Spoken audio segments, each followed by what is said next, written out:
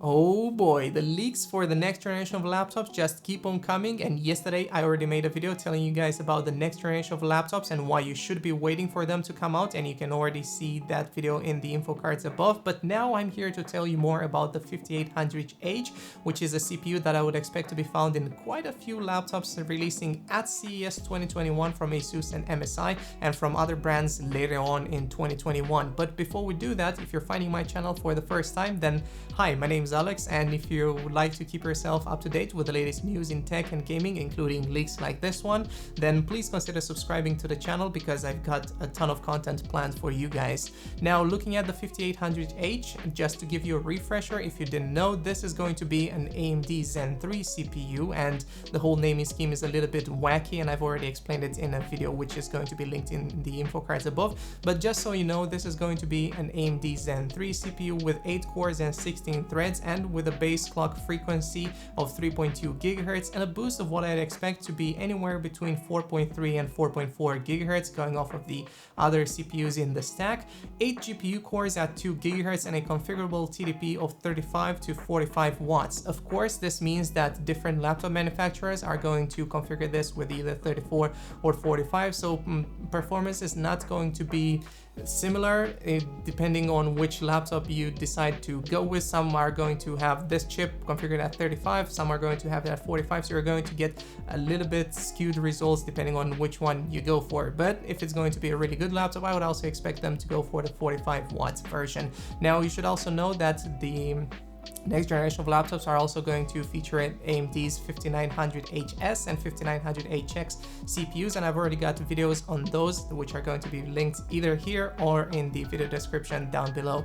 Now, looking at the leaked benchmarks, we have seen that the 5800H can hit nearly 1500 points in single-threaded workloads and over 7600 points in multi-threaded scenarios. Now, of course, this is nothing short of impressive, given that this makes it 35% faster in single-threaded workloads against the 4800H, also from AMD, and this is their last-gen CPU, and 15% faster in multi-threaded scenarios. And of course, this performance comes out of a Nitro or Acer Nitro 15, sorry for that. And those are not necessarily the highest end laptops, so you might see that ASUS or MSI or Gigabyte are going to come out with some better versions of this CPU, put out with different graphics cards, perhaps an RTX 3070, because we've already seen those coming out as well. But this is, again, like I was saying, nothing short of impressive. Looking at the Intel CPUs especially, you can see that AMD has been doing amazing with their Zen 3 CPUs and also Zen 2 last year. But just so you get an idea of how much faster this is, we've seen that the 10875H is 22% slower in single core and 9% slower in multi-core scenarios, and the lead just gets bigger for AMD the further down we go into Intel's stack, with the 10750H being 29% slower in single core and 38% slower in multi-core respectively. And it doesn't even make sense to go down to the i9 from 2 years ago, because AMD is completely blowing Intel out of the water by looking at the benchmarks. And we've also seen that the 5800H is faster than Intel's 10900K, which is of course a desktop processor.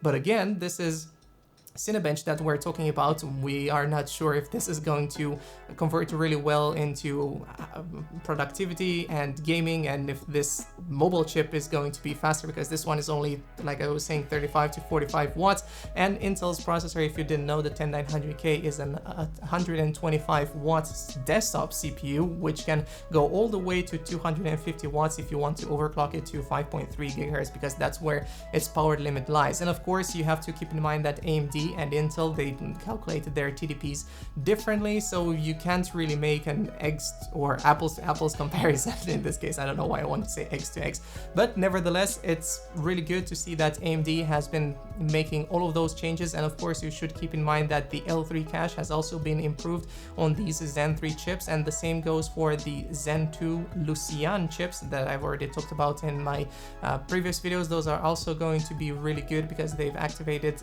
SMT AMD simultaneous multi-threading. So AMD is just doing really great overall right now in the laptop division, but of course it remains to be seen what we're going to be learning at CES 2021 from both AMD and Intel in the CPU space, and from NVIDIA and AMD, because they are all going to be releasing new products from my understanding so far. And we have already seen information for the 6000M series of graphics cards from AMD. So if you'd like to get yourself up to date with those things, I'm going to have a video on that already. The RTX 30 series mobile graphics cards, all great. Ryzen, all great. And Intel, well, doing okay so far, and we're going to be learning more about those things. So like I was saying in the beginning, if you'd like to keep yourself up to date with all of those things, then get subscribed to the channel. And that's pretty much all I had for you guys today. Hope you have an amazing day. This has been Alex with the Red Elk. I'll catch you guys in the next one. Bye.